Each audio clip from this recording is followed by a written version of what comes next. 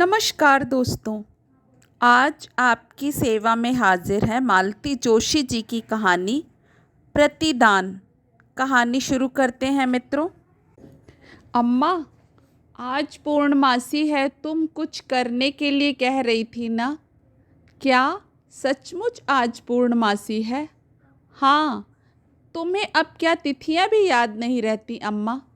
नहीं रे, सोच रही हूँ कि 1 महीना हो गया और उस दिन सोच रही थी कि उसके बिना एक दिन भी नहीं जी सकूंगी। अम्मा।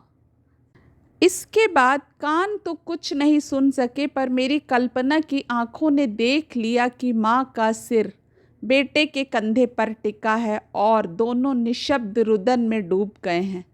मन कैसा कैसा हो आया। मैं भारी कदमों से रसोई की ओर मुड़ गई। दरअसल मैं इनसे एक बहुत ही ज़रूरी बात कहने आई थी। आज सुबह नहाते समय एक दर्द की लहर शरीर में दौड़ गई थी। वही चिर प्रतीक्षित आशंकित लहर। मैंने सोचा था इनके दफ्तर जाने से पहले नर्सिंग होम चलकर चेक करा लेते तो ठीक था, पर ठीक इसी समय उद्धव का प्रसंग छिड़ जाना मुझे बड़ा अशुभ सा लगा। एक खींच सी हुई मन में। क्या मरने के बाद भी उसका साया हमारी गृहस्थी के ऊपर मंडराता रहेगा? मेरे इस घर में आने से पहले ही उद्धव मेरे जीवन में आ गया था। अपनी सबसे प्यारी साड़ी पहनकर मैं इनके साथ घूमने गई थी नंदनवन की हरी हरी धूप पर। बैठते ही इन्होंने बिना किसी भूमिका के कहना प्रारंभ कर दिया था। संध्या, शादी से पहले मैं अपने घर का चित्र तुम्हारे सामने रखना चाहता हूँ। मेरा बहुत छोटा सा परिवार है। माँ है जिन्होंने लाख मुसीबतें झेल कर मुझे इस काबिल बनाया है। दूसरा है उद्धव, मेरा छोटा भाई। 15 वर्ष की कच्ची उम्र में ही बस दुर्घटना में उसके दोनों पैर बेकार हो गए हैं। 5 वर्षों से वह बिस्तर पर है। यहाँ इनकी आंखें भर आई थीं। मेरे और अम्मा के आधे प्राण उसी में बसे हैं। मुझे ऐसी पत्नी चाहिए जो मेरी इन जिम्मेदारियों को खुशी खुशी बांट सके। तुमसे हो सकेगा यह सब? इन्होंने प्रश्न भरी आंखों से मुझे देखा था। इनके करुण सम्मोहन ने मुझे बांध लिया और उस अनजान अपंग युवक के प्रति मन ममता से भर उठा। यह तो उसी दिन जान गई कि इनके अंदर का पुत्र और भाई इन पर सदा हावी रहेगा। तब तो इसी बात पर मुग्ध होकर अंतर मन से इन्हें वर लिया था और अपने मानस में राम और लक्ष्मण के साथ नित्य नए विनोद की कल्पना में विवाह की तिथि को जोड़ती रही। शादी इनके ताऊजी के यहाँ हुई। इस खुशी के मौके पर भी माँ जी ने अपने बीमार बेटे का साथ नहीं छोड़ा और मेरे मन में उनका आसन और ऊंचा उठ गया। लोकाचार जैसे तैसे निपटा कर हम लोग पहली बार आए थे। वह दिन आज भी भूलता नहीं है। पड़ोसी गिरिजा बाबू स्टेशन पर हमें लेने आए थे। उन्होंने बताया कि नई भाभी को लेकर उद्धव के आनंद और उत्कंठा की सीमा नहीं है। माँ जी के पीछे पड़कर उसने पूरे मकान की सफ़ेदी करवाई। शादी की रात मोहल्ले की औरतों को बुलाकर रत जगह भी करवाया। बंधनवार उसने खुद अपने हाथों से बनाए हैं। तांगा रुकते ही मैंने देखा बंधनवारों से सजा लिपा पुता घर अपनी समस्त दीनहीनता लिए सामने खड़ा था। भाग्य के थपेड़ों के बीच 2 अनाथ बालकों के साथ जिंदगी की राह पर चलने वाली माँ जी का प्रतीक सा ही लगा वह मुझे।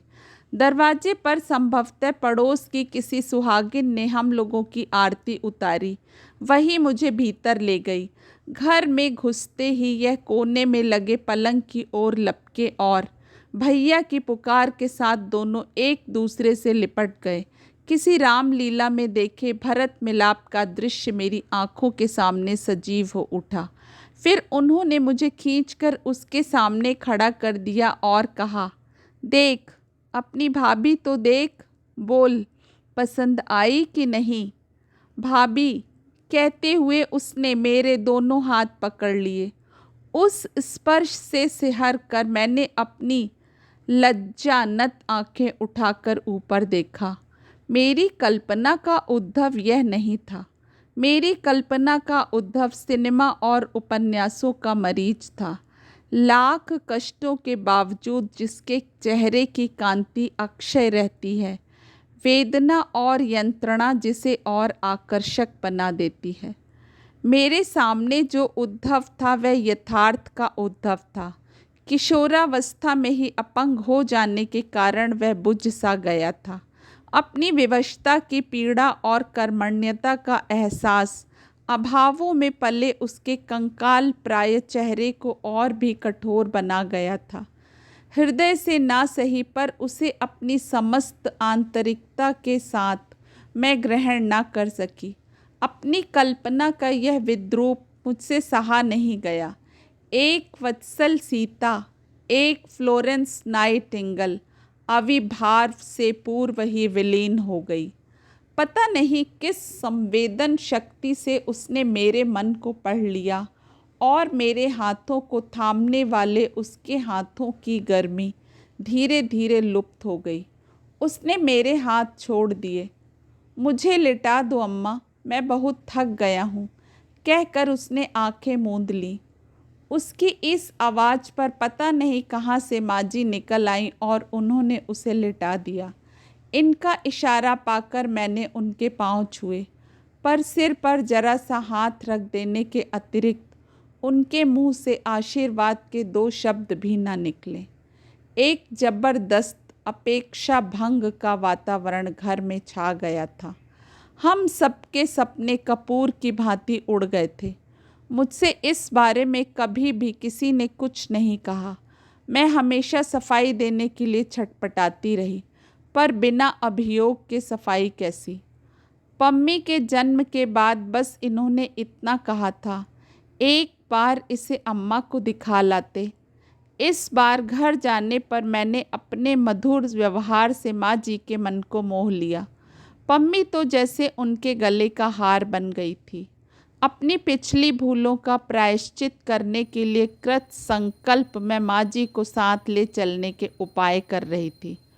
मुझे मालूम था कि इनके मन में हमेशा यह इच्छा रही है। बंगले के उस सुनिश्चित कोने की तरह इनके मन का कोना भी खाली खाली रहता था, यह भी मैं जानती थी। इसलिए उद्धव को भी इस बार मैंने शिकायत का मौका नहीं दिया। उसने कभी कोई उत्सुकता नहीं दिखाई। बीमार व्यक्तियों का वैसे भी भारी होता है, पर मैं अपने कर्तव्य बोध से सब कुछ कर रही थी। मुझे खुशी थी कि इस बार दिन खैरियत से गुजर रहे थे। शायद 4थे या 5वें दिन की बात है। मैं नहा रही थी। 2 कमरों का छोटा सा घर था। रसोई बंद करके नहाना पड़ता था। तभी मैंने सुना उद्धव कह रहा था, अम्मा भाभी कहाँ हैं? नहा रही हैं क्यों रे? माँ जी ने पूछा। मुझे भी आश्चर्य हुआ कि आज मेरी क्या ज़रूरत पड़ गई। एक बार गुड्डी को मुझे दो अम्मा। कुछ क्षण खामोशी रही।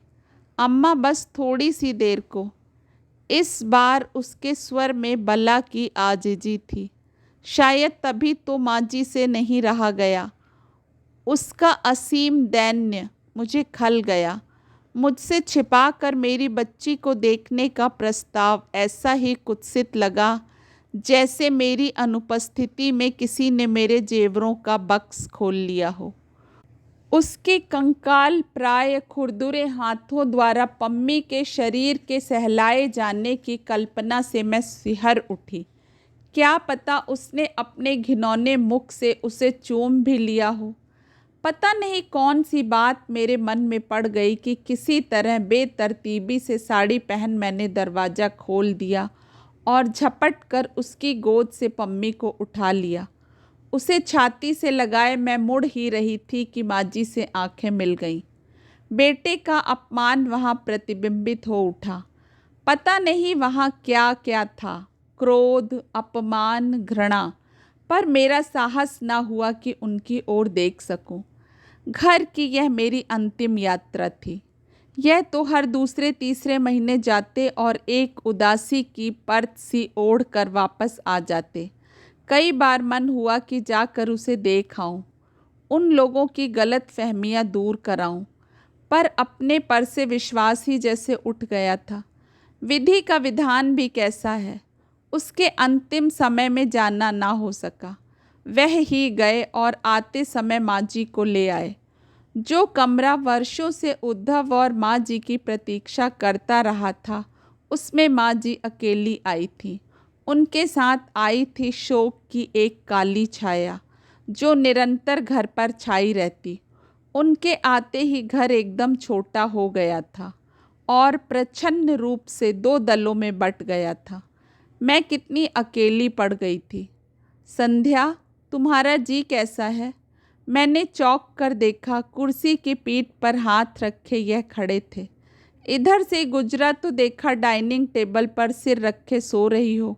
पहले तो सोचा सो लेने दो, पर देखता हूँ चेहरा बेहद उतरा हुआ है। खैरियत तो है? मेरा ख्याल था एक बार नर्सिंग होम हो आते। जरूर जरूर, वे बोले और तेजी से बाहर निकल गए। कुछ ही देर में हम लोग गाड़ी में सड़क नाप रहे थे।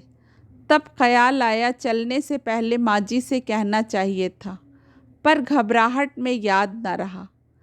नर्सिंग होम पहुँचने भर की देर थी। उन लोगों ने मुझे हाथों हाथ लिया और दूसरे ही क्षण मैं प्रसूति कक्ष में थी। मुझे सिस्टर के हाथ सौंप कर यह चले गए थे। दफ्तर या क्या पता बाहर ही बैठे हों। सफ़ेद कपड़ों में लिपटी उन नर्सों के बीच मैं अपने आप को नितांत असहाय और अकेला अनुभव करने लगी। पम्मी के समय की यादें अपनी सारी वहशत के साथ मुझ पर हावी हो गईं और मेरा दम घुटने लगा। उसी समय दरवाज़ा खुला और डॉक्टर अलका रानी ने कहा, मिसेस श्रीधर, आपकी सास आई हैं। मैंने देखा माँ जी अपराधी सी मुद्रा में सिरहाने खड़ी हैं। मुझसे रहा नहीं गया। बिटिया दुलारी को साथ लेकर आई। ठीक है, मैंने कहा। मुझे बड़ी शर्म आ रही थी। घर से निकलते समय इनसे कहकर भी नहीं आ सकी थी। उसी समय दर्द की एक लहर उठी और मैंने ओह माँ कहकर माँ जी के दोनों हाथ पकड़ लिए।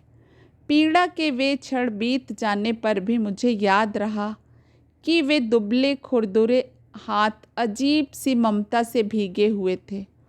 उस समय भी वह माथा सहला रही थी और मुझे अच्छा लग रहा था।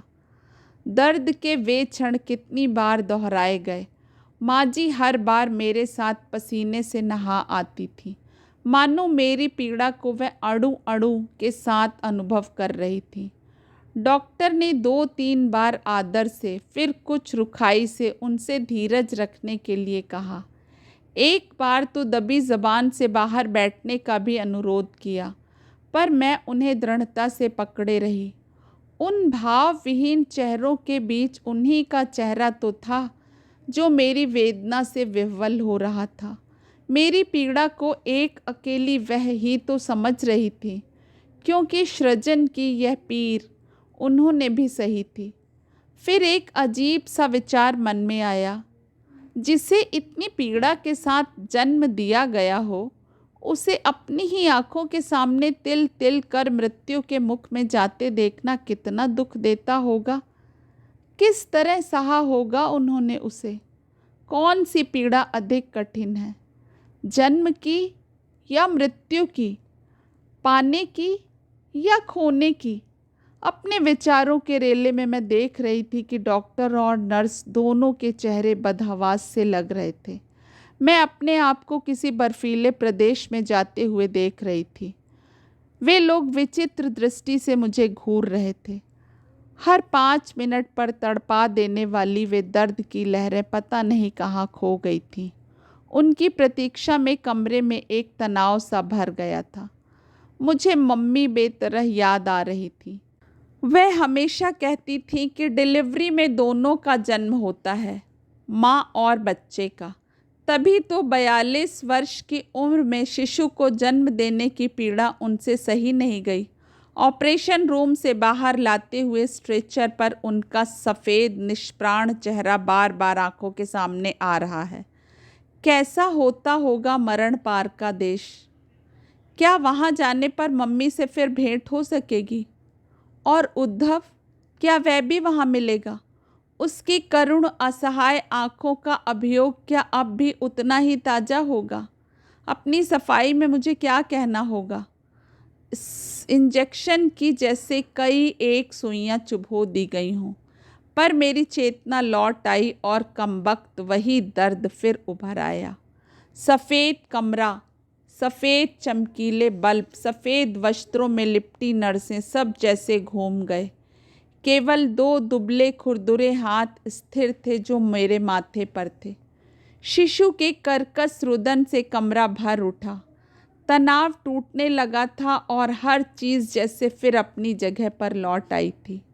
डॉक्टर अलका कह रही थी, माँ जी मुबारक हो, पोता हुआ है।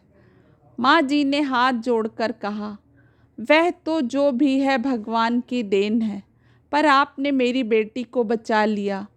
इससे आगे वह कुछ ना कह सकी, उनका गला रुंध गया। सिस्टर ने उन्हें सहारा देकर बिठा दिया। थकान से बोझिल पलकें उठाकर मैंने देखा, उनका चेहरा भी बेहद थका हुआ लग रहा था, जैसे पीड़ा का हर क्षण उन्होंने मेरे साथ जिया है। इसके अतिरिक्त मेरी संभावित मृत्यु की आशंका भी उन्हें पस्त कर गई थी। मैंने एक बेटे के जन्म की पीड़ा को सहा, उन्होंने एक बेटे की मृत्यु को सहा है। पीड़ा की ये अनुभूतियाँ हमें एक साथ बांध गई थीं। मैंने उनका हाथ अपने हाथ में लेकर क्षीण स्वर में कहा, माँ जी इधर देखिए ना, उद्धव हमारे बीच फिर लौट आए हैं। उन्होंने डबडबाई आँखों से मेरी ओर देखा, फिर उनके चेहरे पर एक मुस्कुराहट फैल गई। मुझे ऐसा लगा जैसे ओस भीगी सुबह में सूरज की किरणें नहा गई हों।